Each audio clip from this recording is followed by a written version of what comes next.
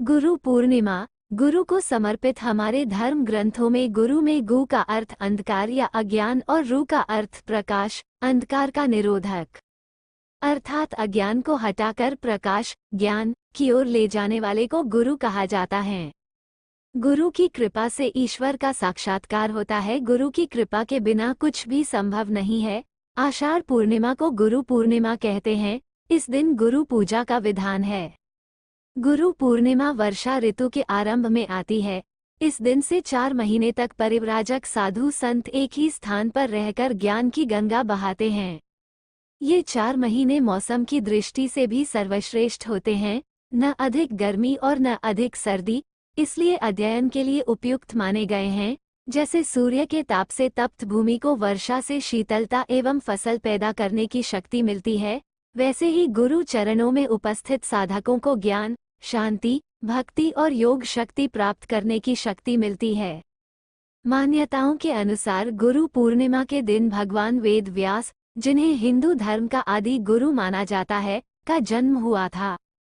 भगवान विष्णु जी के अंशावतार भगवान वेद व्यास जी का वास्तविक नाम कृष्ण द्वैपायन है। द्वीप में जन्म लेने के कारण इनका नाम कृष्ण द्वैपायन रखा गया। इनके पिता ऋषि पराशर जी तथा माता सत्यवती थीं। भगवान वेद व्यास जी ने अपनी तपस्या एवं ब्रह्मचर्य की शक्ति से सनातन वेद का विस्तार करके इस लोकपावन पवित्र इतिहास का निर्माण किया है। जब इन्होंने मन ही मन महाभारत की रचना कर ली, तब उन्होंने विघ्नेश्वर गणेश जी से प्रार्थना की कि आप इसके लेखक बन जाइए, मैं बोलकर लिखाता जाऊंगा। 3 वर्षों के अथक परिश्रम से इन्होंने महाभारत ग्रंथ की रचना की। वेदों और पुराणों सहित कई महत्वपूर्ण धार्मिक ग्रंथों की रचना की थी। इसके अलावा गुरु पूर्णिमा को भगवान कृष्ण ने अपने गुरु ऋषि शांडिल्य को ज्ञान प्रदान करने के लिए चुना था। इसी दिन भगवान बुद्ध ने भी अपने पहले 5 शिष्यों को उपदेश दिया था। शास्त्रों में साधु के लिए निष्काम, निर्लोभ, निर्माण, निस्वाद और निस्नेह के 5 गुण बताए गए हैं। जिस साधु में ऐसे गुण होते हैं, उसका भगवान के साथ एकाकार तादात्म्य हो जाता है। इसलिए उसके वचनों पर अटल विश्वास रखना चाहिए और वचनों से भगवान का ज्ञान प्राप्त करना चाहिए। जब किसी सत्पुरुष, ईश्वर साक्षात्कारी गुरु के चरणों की धूल हमारे सिर पर छिड़की जाती है, तब हमें ये ज्ञान अवश्य प्राप्त हो जाता है। हमेशा से आध्यात्मिक गुरु संसार में शिष्य और दुखी लोगों की सहायता करते आए हैं और ऐसे ही कई उदाहरण हमारे सामने मौजूद है जब गुरुओं ने अपने ज्ञान से अनेक दुखी लोगों की समस्याओं का निवारण किया है। स्वामी विवेकानंद और गुरु नानक ऐसे ही गुरु थे जिन्होंने हमेशा संसार की भलाई के लिए काम किया है। हमारे देश की गुरु शिष्य परंपरा भारत से चलकर दूसरे देशों में गई है। हमेशा से ही आध्यात्मिक गुरु प्रवास पर रहते थे और इसी प्रवास के कारण भारत की ये परंपराएं दूसरे देशों में भी फैली। हिंदू, बौद्ध और जैन संस्कृतियों में गुरुओं को एक विशेष स्थान प्राप्त है। इन धर्मों या संस्कृतियों में अनेक शैक्षणिक और आध्यात्मिक गुरु हुए हैं जिन्हें भगवान के तुल्य माना गया है। ऐसा कहा जाता है कि किसी न किसी रूप में हमारे बीच महर्षि वेदव्यास आज भी उपस्थित है। इसलिए हिंदू धर्म में वेदव्यास भगवान के रूप में पूजे जाते हैं। आज भी वेदों का ज्ञान लेने से पहले महर्षि वेदव्यास का नाम सबसे पहले लिया जाता है। व्यासाय विष्णुरूपाय व्यासरूपाय विष्णवे नमो वै ब्रह्मनिधये वासिष्ठाय नमो नमः।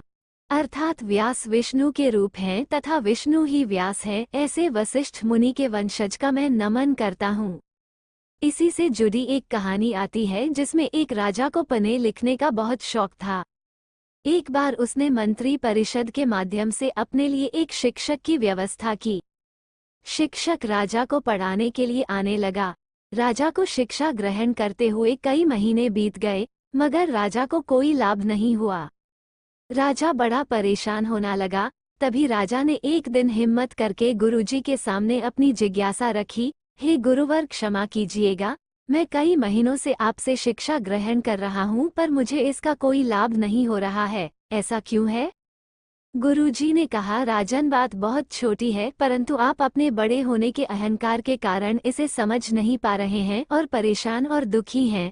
माना कि आप एक बहुत बड़े राजा हैं, आप हर दृष्टि से मुझसे पद और प्रतिष्ठा में बड़े हैं, परंतु यहाँ पर आपका और मेरा रिश्ता एक गुरु और शिष्य का है।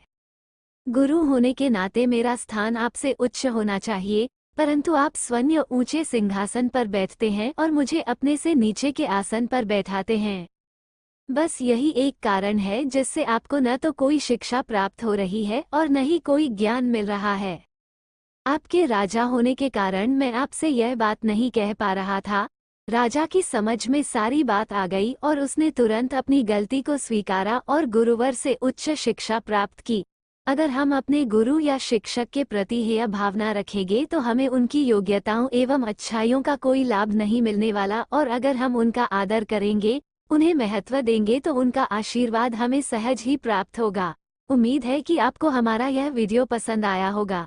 इसी तरह के अन्य वीडियो के लिए हमें लाइक और सब्सक्राइब करना ना भूलें। धन्यवाद।